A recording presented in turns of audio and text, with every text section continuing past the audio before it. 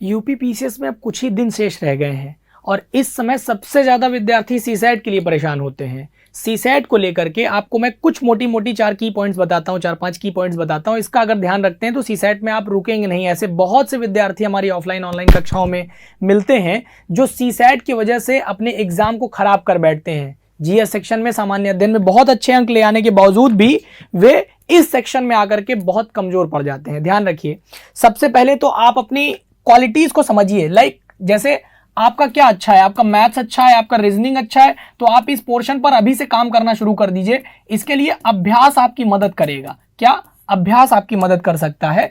यानी कि अगर आपका हिंदी में बैकग्राउंड अच्छा है कि आप हिंदी व्याकरण को अच्छे से सॉल्व कर सकते हैं, इसका गद्यखंड बहुत आसान होता है, बहुत कठिन नहीं होता है, तो आप करिए क्या, 2023 का पेपर, 2022 का पेपर, 2021 का पेपर, 2020 का पेपर, जब ये 5 साल का कम से कम आप पेपर सॉल्व कर लेंगे ना, तो आप पाएंगे कि एक पैटर्न को फॉलो करता हुआ सीसैट चलता चला जाता है। यानी कि सब्जेक्ट में हमेशा ध्यान रखिएगा, आप सब्जेक्ट के पैटर्न को समझने की कोशिश करिएगा कि हिंदी व्याकरण में इनका पैटर्न क्या है। जैसे वर्णमाला से ये कितने क्वेश्चन पूछ रहे हैं, ये संधि से कितने क्वेश्चन पूछ रहे हैं, ये शब्द भंडार से कितने प्रश्न पूछ रहे हैं और किन किन जगहों से इनके प्रश्न सबसे ज्यादा देखने को मिल रहे हैं, या उनका स्तर क्या है, आप स्तर को भी जांचने का प्रयास करिएगा। साथ ही गद्यखंड हर वर्ष का एक एक सॉल्व कर लीजिए, ठीक है, और भी किसी अन्य पेपर के गद्यखंड को भी आप सॉल्व कर लीजिए। इसमें से 4 से 5 क्वेश्चन आते हैं। सॉल्व करने का तरीका क्या है कि गद्यखंड से सबसे पहले प्रश्न देखा जाना चाहिए। पहले प्रश्न देखिए, क्या पता गद्यखंड के अंतर्गत व्याकरण का कोई सवाल हो,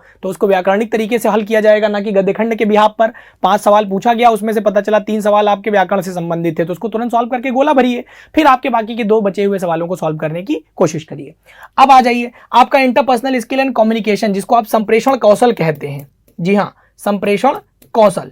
अब संप्रेषण कौशल को सॉल्व करने के लिए आपको 5 इयर्स टू 6 इयर्स का पेपर आपको देख लेना चाहिए कम से कम। ये मैं मिनिमम बता रहा हूं कितने साल का पेपर आपको देखना पड़ेगा। पेपर देखिए, प्रत्येक वर्ष 15-18 क्वेश्चंस आपको देखने को मिल जाएंगे।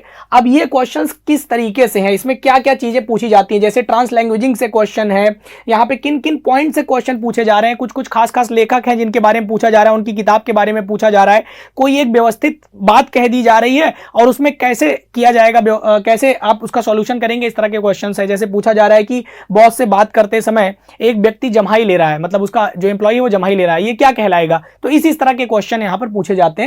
तो ये आपको आप देखेंगे तो चैनल पर इसके लिए मैराथन पड़ा हुआ है, कम्युनिकेशन का भी मैराथन है और गद्यखंड या हिंदी के संबंध में भी बहुत सारी वीडियोस पड़ी हुई हैं, आप जाकर के देख लीजिए। एग्जाम बहुत नजदीक है, सीसैट को हल्के में मत लीजिएगा, मुंह की खानी पड़ेगी। धन्यवाद। चैनल पर नए हैं तो सब्सक्राइब करिएगा।